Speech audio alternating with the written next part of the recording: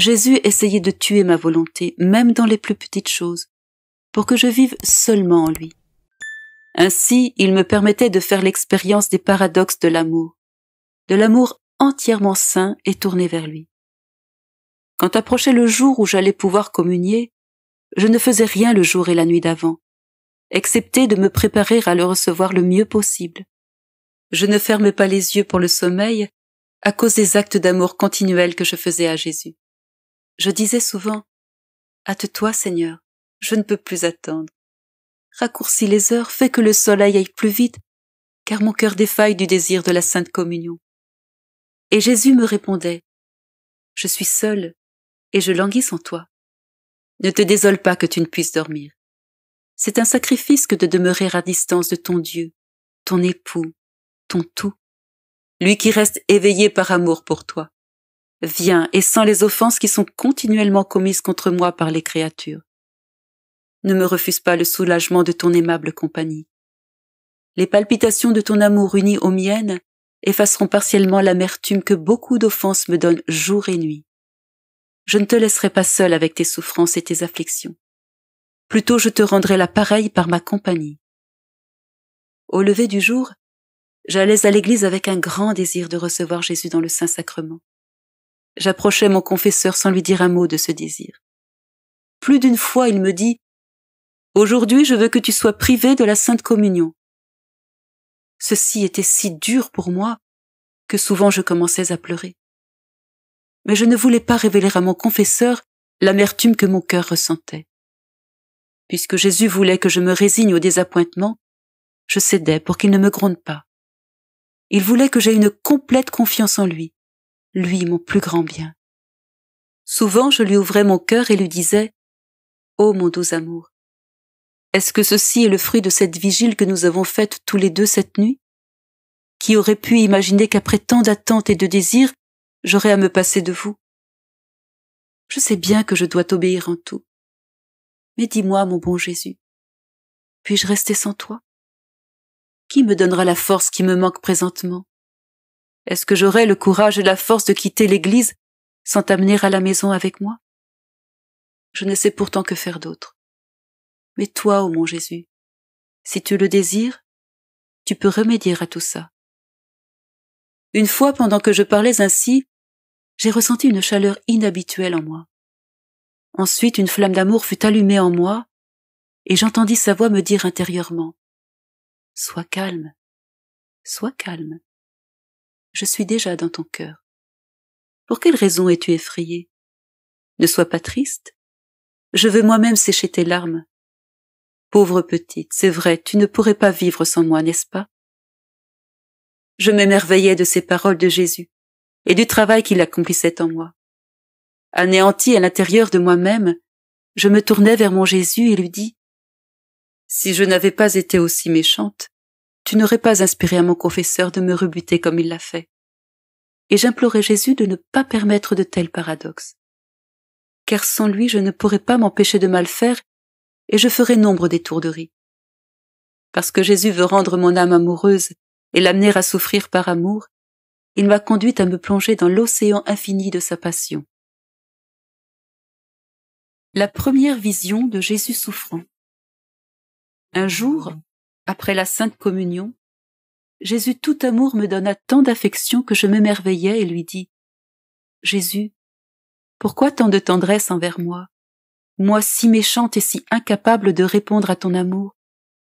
Sachant que je dois t'aimer de retour, j'ai peur que tu me laisses à cause de mon indifférence.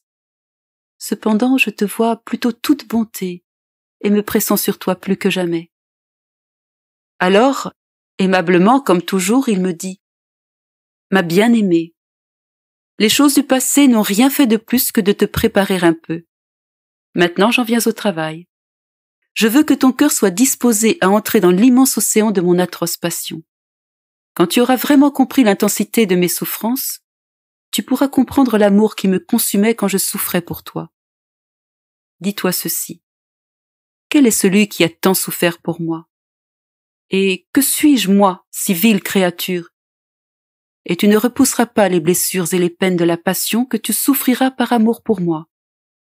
Enflammé par l'amour, ton âme acceptera la croix que j'ai préparée pour toi.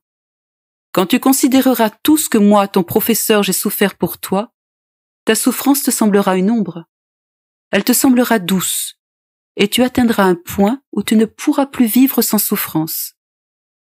À ces mots, je me sentis plus désireuse de souffrir. Néanmoins, ma nature tremblait à la pensée des souffrances que j'aurais à endurer. Aussi, j'ai prié Jésus de me donner assez de force et de courage et de me faire expérimenter l'amour à travers les souffrances auxquelles il m'appelait. Par cette requête, je n'ai pas voulu l'offenser ni tirer parti du grand pourvoyeur de dons qu'il est. Si une personne entreprend quelque chose et elle ne ressent pas un transport d'amour pour ce qu'elle entreprend, elle ne peut être motivée pour accomplir son travail. Mais Jésus, dans tout son amour et sa douceur, poursuivit ainsi. « Ma chère, ceci va de soi. Si une personne qui entreprend quelque chose ne ressent pas un transport d'amour pour ce qu'elle entreprend, elle ne peut être motivée pour accomplir son travail. D'autre part, ceux qui entreprennent quelque chose de mauvaise foi, même s'ils l'achèvent, ne recevront pas ma récompense. Quant à toi, pour tomber en amour avec ma passion, tu dois avant tout considérer calmement et dans la méditation tout ce que j'ai enduré pour toi, afin que ton jugement se conforme au mien, qui ne ménage rien par amour pour l'aimer. » Ainsi, encouragé par Jésus, je commençai à méditer sur sa passion, ce qui fit beaucoup de bien à mon âme. Je puis assurer que ce bien me vint de la fontaine de la grâce et de l'amour. À partir de ce moment, la passion de Jésus fit son chemin dans mon cœur, mon âme, mon corps, dans lequel les souffrances de la passion seront manifestées. Je devins immergé dans la passion, comme dans une immense mer de lumière qui, avec ses chauds rayons, embrasait mon être tout entier d'amour pour Jésus, lui qui a tant souffert pour moi. Cette immersion me fera comprendre clairement la patience et l'humilité, l'obéissance et la charité de Jésus, et tout ce qu'il endura par amour pour moi. Voyant quelle grande distance il y avait entre lui et moi, je me sentais complètement anéanti. Les rayons qui me submergeaient me semblaient comme des réprimandes me disant silencieusement « Un Dieu si patient, et qu'en est-il de toi? Un Dieu si humble, assujetti à ses ennemis, et qu'en est-il de toi? Un Dieu de toute charité qui souffre beaucoup pour toi, et qu'en est-il de toi? Où sont les souffrances que tu portes par amour pour lui? Où sont-elles? » Occasionnellement, Jésus me parlait des douleurs de son agonie et de ses souffrances d'amour pour moi. Et j'en étais ému jusqu'aux larmes. Un jour, pendant que je travaillais et que je méditais sur les cruelles souffrances de Jésus, ma tête devint oppressée au point que j'en perdais la respiration. Par peur qu'il m'arrive quelque chose de sérieux, je voulus faire diversion en sortant sur le balcon. Là, je vis une foule immense de gens passant dans la rue. Ils conduisaient mon très gentil Jésus, le poussant et le tirant. Jésus portait sa croix sur son épaule. Il était exténué et suait le sang. Il faisait pitié au point d'émouvoir une pierre. Il leva les yeux vers moi pour me demander du secours. Qui pourrait décrire le chagrin que j'ai alors ressenti? Qui pourrait décrire l'effet que cette épouvantable scène eut sur moi? Je suis rapidement retourné dans ma chambre, ne sachant plus où je me trouvais. Mon cœur était brisé de douleur et j'ai commencé à pleurer en me disant « Comme tu souffres, mon bon Jésus.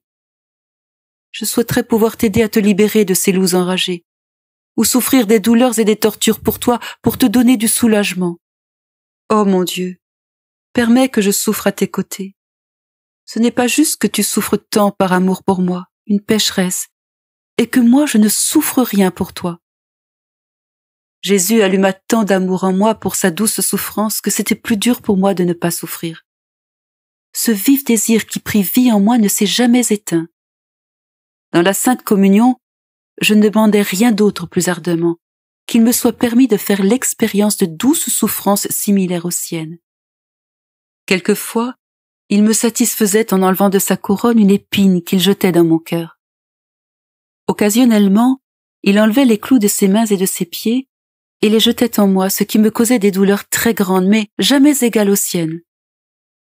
À d'autres occasions, Il me semblait que Jésus prenait mon cœur dans ses mains et qu'il le serrait si fort que la douleur me faisait perdre l'usage de mes sens.